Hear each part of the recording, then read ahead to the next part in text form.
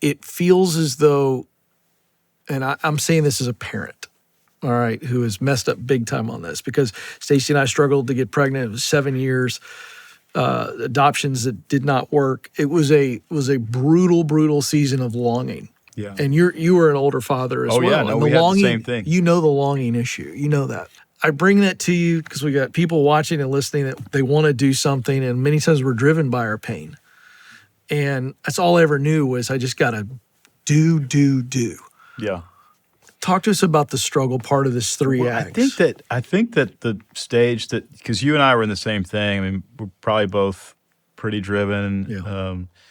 Probably trying to prove something. Oh, I'm not enough. Yeah, I'm not enough. Yeah. And, my dad split when I was a kid, and I was just pretty determined to prove him wrong. That all that sort of stuff. And you're driven by that. That is the hero's journey, and it's not a bad thing. In fact, it's very natural to sort of prove yourself and face challenges and overcome those challenges. That's how heroes transform. So all heroes start very insecure. Luke wasn't sure if he had what it took to be a Jedi. In fact, his uncle told him that he didn't. Yeah. Which is the strategic scene in the movie. Yeah. And he goes and he meets Yoda, the guide, on this planet, and learns to levitate an X-Wing fighter or whatever that thing was. I'm going to get letters on that. That's right. And the challenges transform him until the very end, when Obi-Wan Kenobi says, "Put away that binocular thing and do this as a Jedi," and he's able to destroy the Death Star, and that is evidence that he is transformed. Once you transform, then you enter the next season where you turn around and you begin to help other people through that journey, and that's the guide season. So I think that you and I in our 50s, you tend to kind of post-parenthood, you tend to start making that transition, because becoming a parent is the ultimate transition from being a hero to being a guide. Some people sort of never get out of it. They're always trying to prove themselves, even to their 50s and 60s and in 70s, and it ends up looking pretty sad. Oh, yeah. Right? They're very proud. Yep.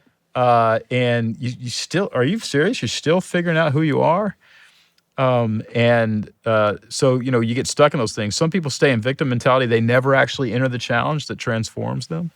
And then some people go to villain, where they're actually trying to keep anybody else here from winning. They need other people to be diminished in order to feel good for themselves, about themselves. So, that idea that you wake up every day, and I call it putting a little something on the plot.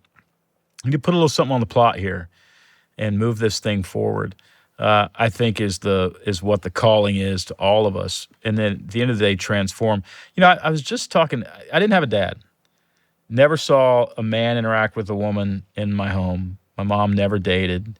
I didn't know how to be a husband. I didn't know how to be a father. And I went in at 42, very, very late, to getting married, and was just not sure.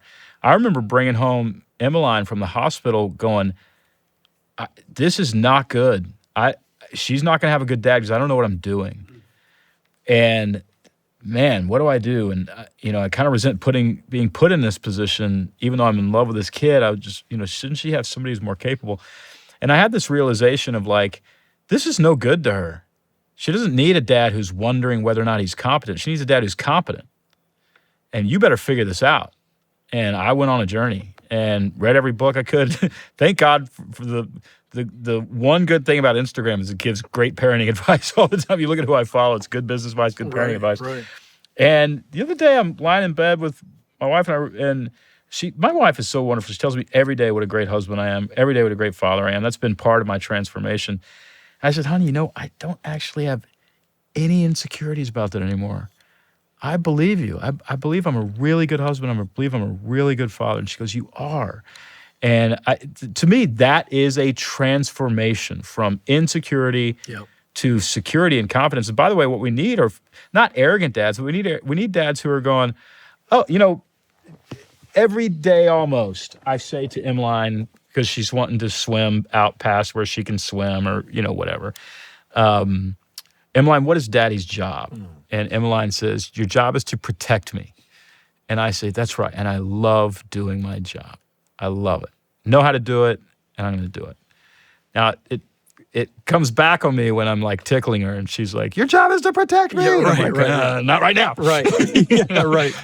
But I think that the whole idea of a human life is to become competent at skills and things that serve others, and that to me is the most meaningful journey that you can experience. Become really good at useful skills so that you can contribute as part of a team to help others and serve others.